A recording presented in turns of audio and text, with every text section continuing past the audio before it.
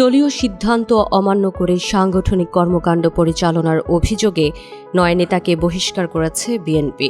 ৩০ December সন্ধ্যায় দলের senior যুগ্ম মহাসচিব অ্যাডভোকেট রুহুল কবির রিজভী স্বাক্ষরিত এক বিজ্ঞপ্তিতে জানানো হয় এ তথ্য।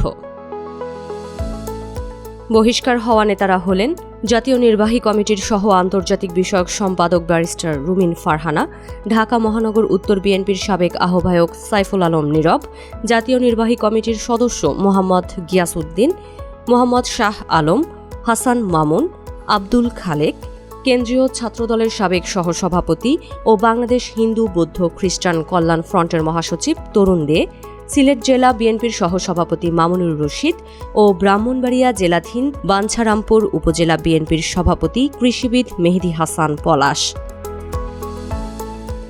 বিজ্ঞপ্তিতে বলা হয়, এই ৯ নেতার বিএনপির প্রাথমিক সদস্য সহ সব পর্যায়ের পদ থেকে বহিষ্কার করা হয়েছে স্থায়ীভাবে।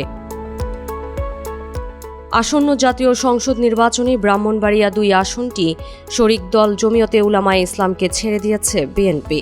এই আসনে বিএনপি নেতৃত্বাধীন জোটের মনোনয়ন পেয়েছেন জমিয়তের সহসভাপতি মাওলানা জুনায়েদ আল হাবিব।